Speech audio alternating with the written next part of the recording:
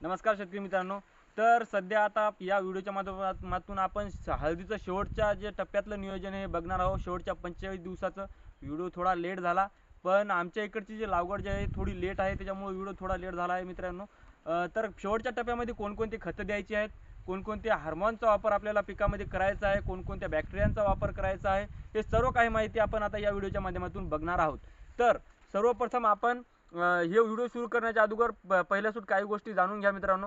तर सर्वप्रथम तुम्हाला सल्फर अगोदर दिलेलं असणं आवश्यक आहे. या खतं देण्याच्या अगोदर सल्फर दिलेलं असणं आवश्यक आहे.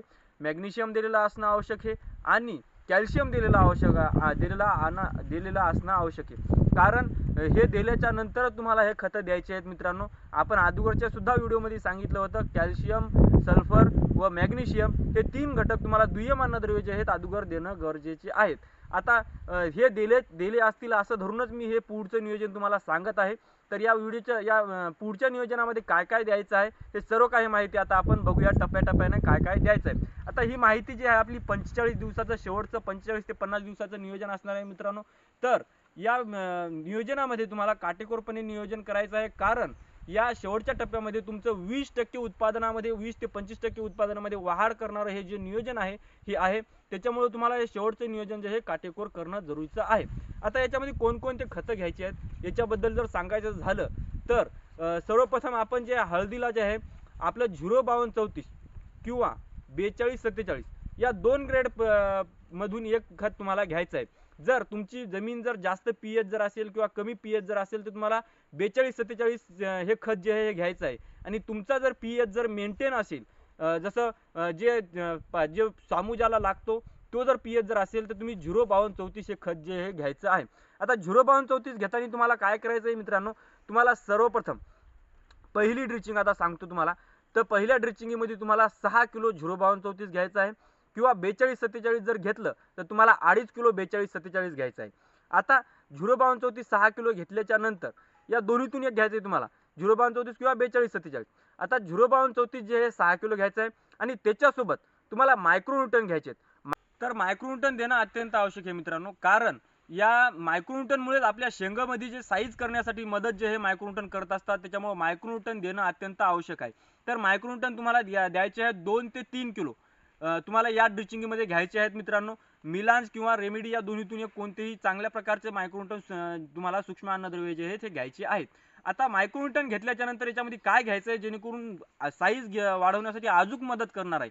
तर याच्यासाठी तुम्हाला जे आहे 40% वालं जे जिब्रेलिक ॲसिड आहे हे घ्यायचं आहे. प्रोजिब नावाने येतं ते. आणि त्याच्यासोबत सालवंट म्हणून तुम्हाला जे आहे अल्कोहोल वापरणं अत्यंत आवश्यक आहे. तुम्हाला त्याची प्रोसेस विचारून घ्या.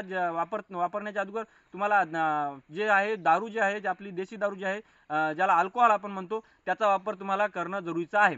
आता प्रोजिब घेतल्याच्या नंतर तुम्हाला हे 3 घटक जे आहे तुम्हाला पहिल्या ड्रिचिंगमध्ये द्यायचे आहेत. कोणतं? 05234, मायक्रोन्यूटन आणि प्रोजिब हे 3 घटक दिल्याच्या नंतर तुम्हाला मित्रांनो चांगले रिझल्ट बघायला मिळतील. आता ही झाली पहिली ड्रिचिंग आणि त्याच्यानंतर 8 दिवस झाल्याच्या नंतर आपल्याला दुसरी ड्रिचिंग घ्यायची आहे मित्रांनो. आता या दुसऱ्या ड्रिचिंगमध्ये काय काय द्यायचं आहे आपल्याला, तर दुसऱ्या ड्रिचिंगमध्ये आपल्याला 05234 6 किलो आणि त्याच्यासोबतच पुन्हा मायक्रोन्यूटन 2 ते 3 किलो हे घ्यायचं आहे. आणि त्याच्यासोबतच तुम्हाला जे आहे कल्टार किंवा पुन्हा तुम्ही प्रोजिब जे आहे हे घेऊ शकता. तुम्ही जर कल्टार जर वापरला तर कल्टारचे सुद्धा चांगले रिझल्ट आहेत मित्रांनो. कल्टारचा सुद्धा तुम्ही वापर करू शकता. ही झाली आपली दुसरी ड्रिचिंग. आता दुसरी ड्रिचिंग जे झाली आहे, आता हे झाले 16 दिवसाचं नियोजन मित्रांनो. आता याच्यानंतर 8 दिवसांनी आता पुन्हा आपल्याला तिसरी ड्रिचिंग घ्यायची आहे. आपण 8-8 दिवसांनी का सांगत आहे मित्रांनो, कारण तुम्हाला 8-8 दिवसांनीच पाण्याचं नियोजन जे हे करायचं आहे. त्याच्यामुळे तुम्हाला 8-8 दिवसांनी तुम्हाला जे आहे नियोजन जे हे सांगत आहोत. पाणी दिल्याच्या नंतर तुम्हाला 8-8 दिवसांनीच नियोजन हे करत राहायचं आहे. आता तुम्हाला जे आपले 16 दिवस झाल्याच्या नंतर पुढच्या 8 दिवसांनी जे आहे आपल्याला काय सोडायचं आहे, तिसरी ड्रिचिंग जे काय घ्यायची आहे. आता या ड्रिचिंगमध्ये मित्रांनो आपल्याला जे आहे जीवाणू खतं वापरायची आहेत. जीवाणू खतं का वापरायची आहेत, कारण मित्रांनो या ड्रिचिंगमध्ये काय होतं, या स्टेजमध्ये मित्रांनो जे आपले खतं टाकलेले आहेत यांचा आपटेक चांगला व्हावा आणि जे आपली मुळ्या जे थांबले असतील किंवा जो आपटेक होत नसेल तर त्याच्यासाठी आपल्याला जीवाणू खतं व मायक्रोरायझा असेल, ह्युमिक असेल हे घटक देणं अत्यंत आवश्यक आहेत मित्रांनो. त्याच्यामुळं तिसऱ्या ड्रिचिंगमध्ये आपल्याला काय काय घ्यायचं आहे, तुम्हाला पीएसबी घ्यायचे आहेत आणि केएमबी घ्यायचे आहेत. हे 2 जीवाणू आहेत मित्रांनो. जर तुम्हाला पीएसबी आणि केएमबी जर नाही मिळाली तर तुम्ही एनपीके बॅक्टेरिया 1 लिटर घेऊ शकता. PSB आणि KMB जर मिळाली तुम्हाला तर तुम्ही जे आहे PSB आणि KMB हे 1-1 लिटर घ्यायचे आहे तुम्हाला मित्रांनो. नाही मिळाले तर तुम्ही NPK बॅक्टेरिया जे आहे हे 1 लिटर घेऊ शकता. आता याच्यासोबत तुम्हाला 200 ग्राम जे आहे मायक्रोरायझा घ्यायचा आहे मित्रांनो. मायक्रोरायझा घेणं का जरुरीचं आहे मित्रांनो, कारण जे अन्न जे आहे आपल्या पिकाच्या दूर पडलेलं असेल त्याला सुद्धा अपटेक करण्यासाठी जे आहे मायक्रोरायझा खूप चांगलं काम करत असतो. आणि त्याच्यासोबत तुम्हाला 1 किलो ह्युमिकचा सुद्धा वापर करायचा आहे. कारण जे बॅक्टेरिया आहेत यांचा रिझल्ट तुम्हाला चांगला घ्यायचा असेल तर तुम्हाला ह्युमिक वापरणं अत्यंत जरुरीचं आहे मित्रांनो. तुम्हाला 1 किलो ह्युमिक सुद्धा याच्यासोबत वापरायचं आहे. आता ही झाली तिसरी ड्रिचिंग. आता याच्यासोबत तुम्ही बेनिफिशियल म्हणजे झिंकचे बॅक्टेरिया सुद्धा वापरू शकता, जे सल्फर प्लस फेरसचे सुद्धा बॅक्टेरिया वापरू शकता आणि त्याच्यासोबतच कॅल्शियमचे सुद्धा बॅक्टेरिया वापरू शकता. तुम्ही जर अगोदर जर सोडले नसतील तर जे कात्यायनी कंपनीचे येतात किंवा दुसऱ्याही कंपनीचे कोणत्याही मिळाले ते सुद्धा तुम्ही वापरू शकता. आता जे मायक्रोन्यूटनचे जे बॅक्टेरिया आहेत याचा सुद्धा तुम्हाला या ड्रिचिंगमध्ये वापर करू शकता तुम्ही 1-1 लिटर मित्रांनो. जर तुम्ही जर अगोदर जर वापरले जर असतील झिंकचे बॅक्टेरिया असेल, जे सल्फरचे, फेरसचे आणि जे याचे जे आहेत कॅल्शियमचे बॅक्टेरिया जर तुम्ही जर अगोदर जर वापरले असतील तर तुम्ही त्याचा वापर या ड्रिचिंगमध्ये करू नका. आणि जर नसेल वापरले तर या ड्रिचिंगमध्ये तुम्हाला झिंकचे बॅक्टेरिया जे आहेत हे वापरायचे आहेत, सल्फर प्लस फेरसचे बॅक्टेरिया तुम्हाला वापरायचे आहेत आणि त्याच्यासोबतच तुम्हाला कॅल्शियमचे सुद्धा बॅक्टेरिया 1-1 लिटर हे तिन्ही सुद्धा याच्यामध्ये या ड्रिचिंगमध्ये तुम्हाला वापरायचे आहेत. आता ही झाली तिसरी ड्रिचिंग मित्रांनो. या तिसऱ्या ड्रिचिंगमध्ये काय फरक जाणवेल तुम्हाला मित्रांनो, तुमचं जितकंही पहिलं खत टाकलेलं आहे त्याचा अपटेक चांगला होईल, मुळ्यांची संख्या चांगली, मुळ्यांची चाल चांगली राहील. बऱ्याच शेतकऱ्यांचे काय झाले, वेळेच्या अगोदरच प्लॉट खराब झाले आहेत मित्रांनो. तर वेळेच्या अगोदर प्लॉट खराब होण्याचं कारण म्हणजे तेच आहे, जे मुळ्या जी आहे आपली मुळी जी आहे हळदीची ती थांबली आहे, तिची चांगल्या प्रकारे वाढ होत नाहीये आणि त्याच्यामुळे तुम्हाला मुळीवरती काम करणं जरुरीचं आहे. त्याच्यामुळेच ही तिसरी ड्रिचिंग तुम्हाला करणं अत्यंत गरजेची आहे. आता ही झाली तिसरी ड्रिचिंग मित्रांनो. आता चौथी ड्रिचिंग तुम्हाला करायची आहे. ती ही ड्रिचिंग केल्याच्या नंतर 8 दिवसांनी तुम्हाला करायची आहे. आता हे 3 ड्रिचिंग झाल्या, 8 एका 8 16 8 24 24 दिवसाचं नियोजन झालं. आता याच्या पुढचं जे 8 दिवस आहेत याचं नियोजन आपण आता बघूया. या चौथ्या ड्रिचिंगमध्ये काय घ्यायचं आहे मित्रांनो, आपल्याला पोटॅशियम शोनाइडचा वापर करायचा आहे. आता पोटॅशियम शोनाइडचा वापर का करणं जरुरीचं आहे मित्रांनो, जर पोटॅश जर मागलच्या स्टेजमध्ये जर दिलं तर तुम्हाला शेंगाची साईज जी चांगली झालेली बघायला मिळते. त्याच्यामुळे तुम्हाला पोटॅशियम शोनाइड जे आहे 6 किलो घ्यायचं आहे एका एकरासाठी.